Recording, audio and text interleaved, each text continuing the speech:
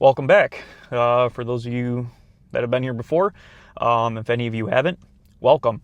I'm not in my usual film location. I'm actually sitting in the parking lot in the gym right now, right about to go to the gym. Just took all my pre-workout, and it's hitting right now, and the bugs are crawling under my skin. But I'm just going to get right into it, per usual. You probably clicked on this because you saw the title of the video. But you need to be as unreasonable as possible. All right? Progress has never been made by reasonable people. So, to be reasonable is to just accept everything the way that it is in the present. Well, we're sitting in a car, so this is actually a perfect example. Reason's like a rear view mirror. It's based on things that have already happened in the past. It's based on past data, proven theories. But guess where all of those proven theories started? They all started as an idea.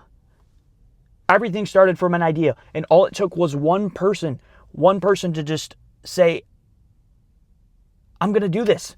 One person that was crazy enough to think of this idea and execute it. And that's all where it starts, with an idea. It starts with a dream. Everybody should have dreams. They should be big, and I think they should be scary. To have a dream that's so big and to be so delusional that everybody around you thinks that you're crazy, it's the best feeling in the world. All of these theories started with an idea, a person with a dream. So let me ask you this. Why can't it be you?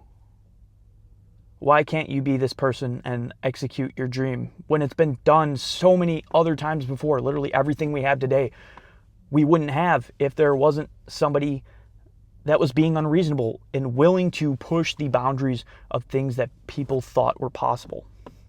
So you have to act in a way that the world might just label you as illogical, and that's fine, and that might be the price that you have to pay. Being unreasonable is the most effective way to ensure that tomorrow looks exactly like it does today. Being reasonable is accepting the constraints of the room that you're standing in. It's like you're being surrounded by a brick wall, and reasonably and logically, you can't walk through a wall. All right? Not going to happen. The progress does not give a fuck about the wall. Progress happens when someone decides that the wall is a challenge. Someone's going to challenge the wall. So if you only do what's logical, you can only optimize what already exists. So take, for example, a light bulb. You can make the light 10% brighter and you can make it use 50% less energy, but you'll never invent the light bulb. So let's say the reasonable side of the fence, there exists reasonable systems to prioritize efficiency, cut costs, save energy. And in the field, on the unreasonable side, there's a tree. Someone on the reasonable side might see this tree and argue the tree should only grow one seed to conserve energy. But nature is notoriously unreasonable. A tree grows 10,000 seeds a year so that one might be able to survive. And the tree isn't trying to be efficient. It's trying to persist. Persisting despite the chance of failure. Because in this instance, volume negates failure. If you do something enough times, you cannot possibly fail. Everyone has such an obsession today with quality over quantity. But the short answer and the reality is that the quickest way to quality is quantity. You don't just wake up and think yourself into a masterpiece. You make yourself into one. You build yourself into one. Your own ego is going to kill your dream if you keep listening to the voice in your head that tells you that you need to have everything perfect before you decide to create something and show it to the world because you don't want to look stupid.